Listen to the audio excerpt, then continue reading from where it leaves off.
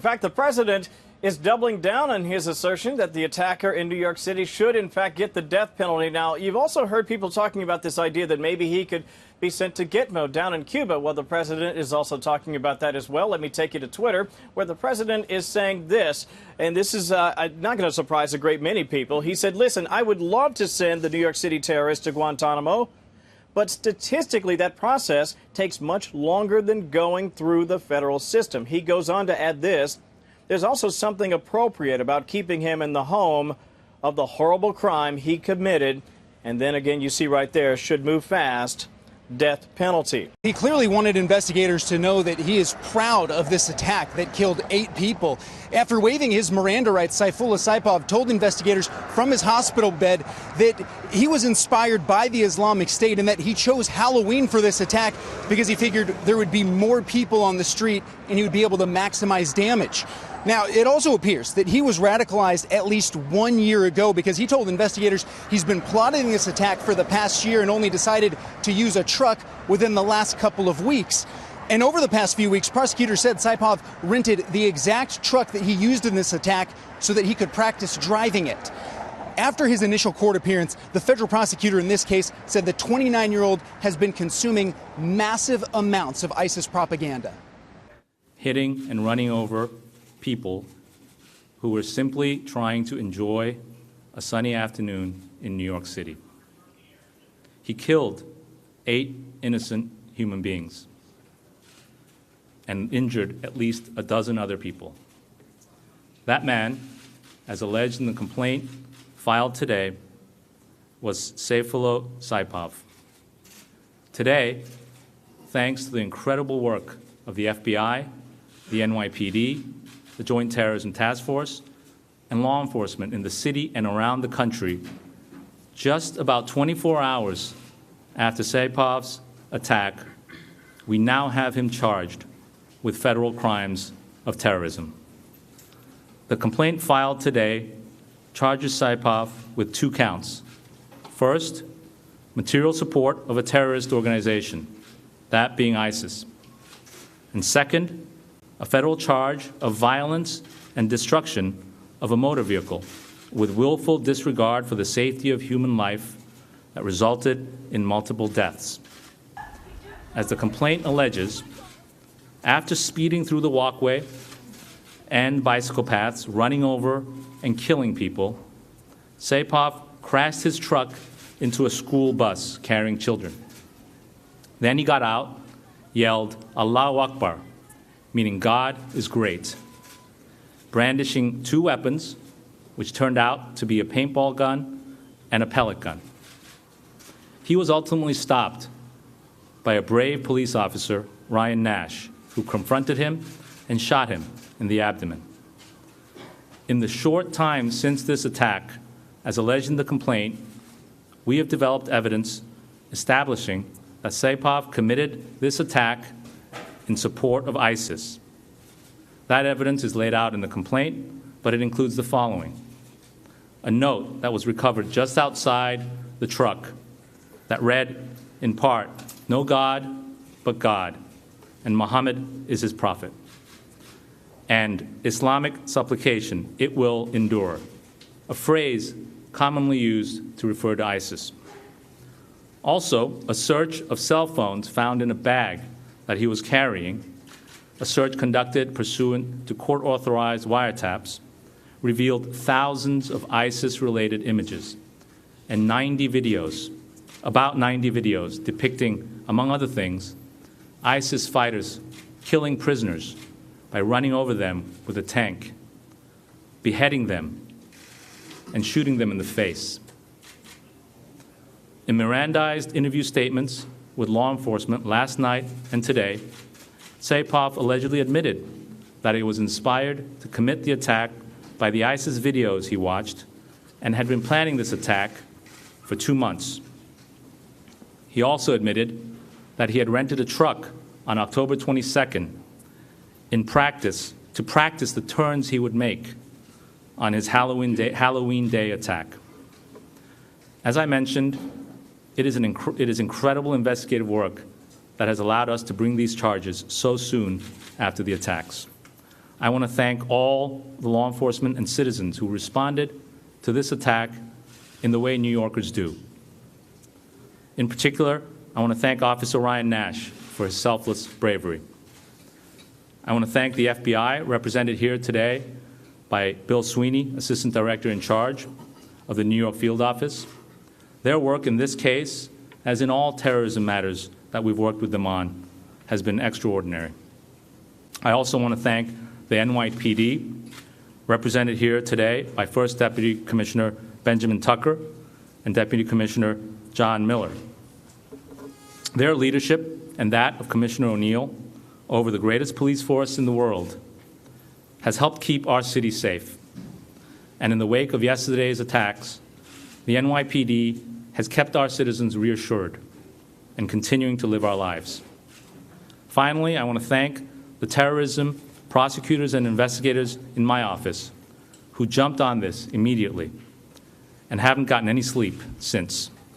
AUSA's Andrew Beatty, Amanda Hull, Matthew LaRoche, who are not here because they're in court at the presentment, and investigators Kevin Song and George Corey, as well as the supervisors of our Terrorism and International Narcotics Unit who are here with me, Sean Buckley and Elon Graff.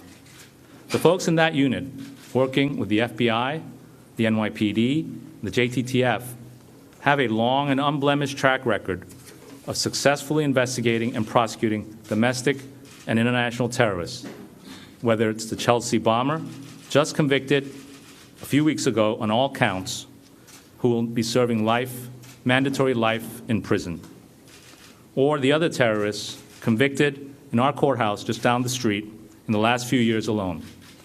That list includes the recent convictions by this office after the trial of Salman Abu Ghaith, Osama bin Laden's son-in-law, Abu Hamza, the United Kingdom-based radical cleric, Ahmed al-Gamal, the homegrown ISIS supporter, and Khalid al-Fawaz, one of al-Qaeda's embassy bombing defendants. It is an amazing record of success. Of the 8 innocent people Saipov allegedly killed yesterday, 2 were Americans, and the rest were foreigners visiting New York City. It has been reported that 5 of the victims were childhood friends from Argentina, celebrating a high school reunion. Those Argentinian men came here, like the millions of other visitors, to see the sights and spend some time in the greatest city on earth.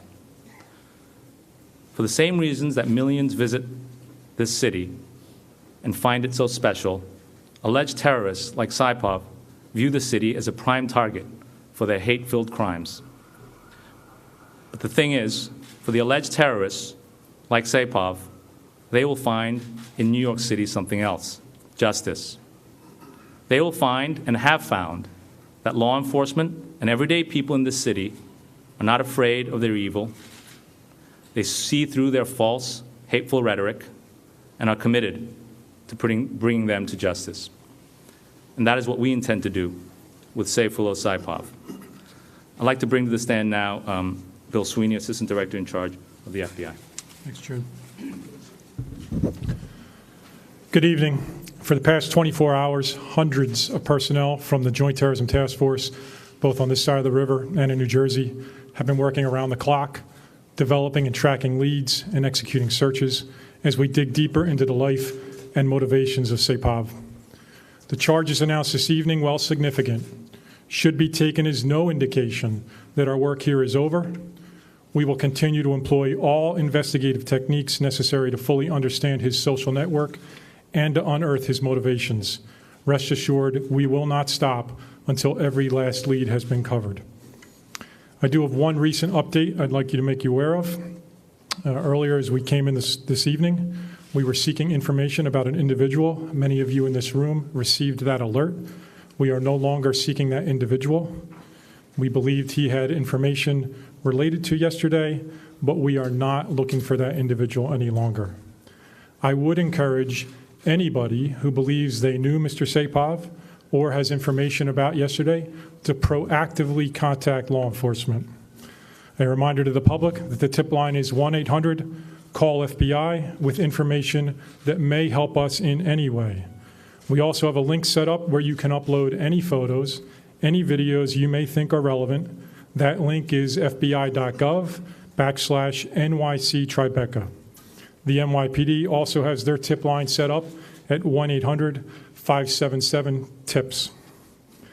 Following the Chelsea attacks in September of last year, I highlighted the importance of an engaged public. Today is no different. I cannot overstate the critical role the public plays in combating these threats. Please remain engaged, be aware, and immediately report suspicious activity to the authorities. In closing, I'd like to thank the partners, especially the hundreds of men and women working on the JTTF, represented by at least 50 agencies on this side of the river alone. Your work has been exceptional. I'd like to thank the U.S. Attorney's Office, June, your team, Ben, Commissioner O'Neill, John Miller, the Fire Commissioner, Dan Nigro, and George Beach from the State Police. The work your men and women have done has been absolutely extraordinary. Thank you. Thanks, Bill. Now I'd like to bring to the podium First Deputy Commissioner Benjamin Tucker.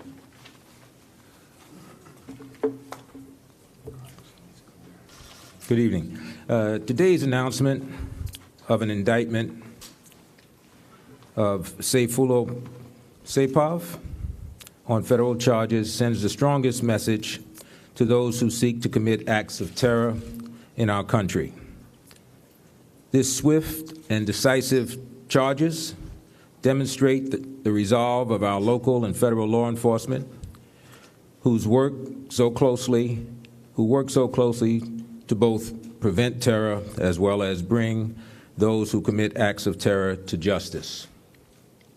The NYPD wishes to thank our close law enforcement partners in the FBI, especially FBI Assistant Director Bill Sweeney, and our federal prosecutors in the Southern District, led by Acting Assistant U.S. Attorney, United States Attorney for the Southern District, June Kim.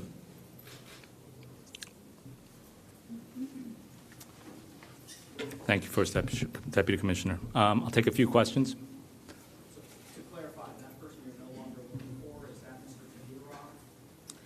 We are no longer looking for the person the information went out about. That's all I want to say. There's no reason for me to seek a name anymore. We have found him, and I'll leave it at that. States that you believe he started planning this attack a year ago.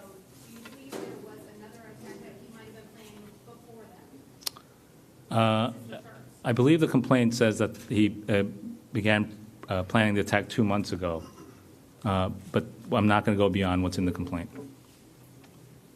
The complaint says that he chose Halloween because he was born. Is there any indication from him why he chose that spot versus something that made him even more proud? Not going to get into any other statements that he made other than what's set forth in the complaint, but the complaint does include an admission that he had done a practice run on October 22nd with his truck. So beyond what's in the complaint for now, I'm not going to go into other statements he may have made.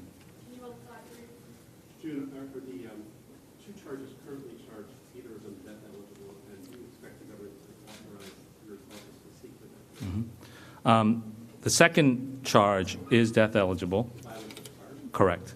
And the material support charge is life, is the maximum.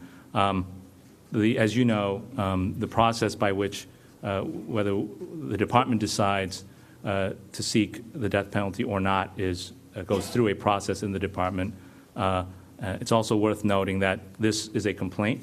At some point, we will be indicting Mr. Saipov, and that, as we know, we're 24 hours away from the attack. The investigation is very active and ongoing.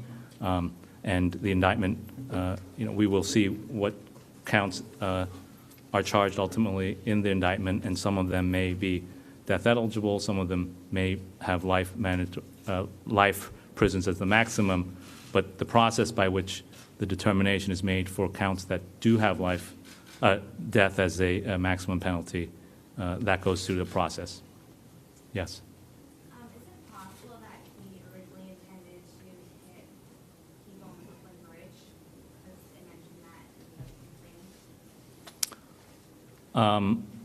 Or walkway?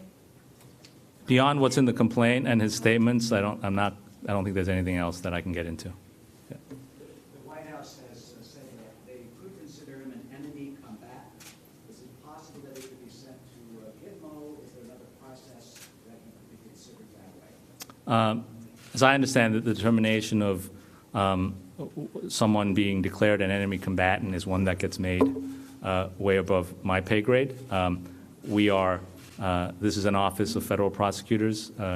There was a number of federal crimes committed as set forth in the complaint that we were able to prove, and we brought the charges, and we intend to proceed with them. Whether or not someone will be designated as an enemy combatant or not, that's a determination that will be made elsewhere. What will happen after these charges, for example? Potentially. I believe in the history, if you look through precedents, there can be federal charges in place, and then someone can be declared an enemy combatant. But as I said, those are determinations that other people make. Yes? The 90 videos, the photos were on the cell phones. Was that on his person, or did you get that from his home in New Jersey? I believe the complaint alleges that the cell phones that we obtained a search warrant for and that had these images were in a bag that he was allegedly carrying at the time of his attack. At the time of the attack. Correct. And Commissioner, when the videos, the photos, I mean, what you've seen as far as the social media channels you mentioned before, is this a case where this is another guy who completely radicalized himself domestically in this country since he was here since 2010? We don't know his path of radicalization yet. The exploitation of these telephones pursuant to search warrants is a process because of the volume of material in there that is still in progress and will go on for a while. I think if you examine the component pieces of his attack, obtaining the vehicle as outlined in the complaint, testing the vehicle for the high-speed attack, learning to use it properly, having secondary weapons inside, multiple knives, and trying to achieve maximum lethality certainly is indicative, along with the amount of material in his telephone, that he was a follower of ISIS propaganda, social media, and frankly, tactical instruction. Okay, we'll take one more question. At this time, do you believe anyone else was involved in planning or carrying out? At this time, all we have are the charges in the complaint and the charges against this one individual. Thank you, everyone. And following his initial court appearance, his court-appointed attorney said that he hopes the public will let the judicial process play out, and said how we treat him says more about us than it does about him. His next court appearance is scheduled for November 15th. So we're waiting on more information on that, and also about the victims. We're learning more about their lives and who they are and what they leave behind, Garrett. Yeah, 8 people killed in this attack. Their lives, the lives of their families and friends, forever changed. We talked about yesterday, at least 5 of the 8 killed were 5 men from Argentina, childhood friends that were here in New York City to celebrate the 30th anniversary of their high school graduation. Another victim, Anne-Laure Descartes, was a 31-year-old mother from Belgium who leaves behind 2 young sons, a 3-year-old and a 3-month-old. 2 Americans were also killed in this attack. 32-year-old Darren Drake lived at home with his parents in New Jersey, where they had dinner together every night, and his father described him as the perfect son. 23-year-old Nicholas Cleaves, he had just recently graduated from Skidmore College and was working for his family's website. Someone that knew him told us that he was just an incredible person that everyone liked. 12 other people were also injured in this attack. 9 of them remain in the hospital in either serious or critical condition.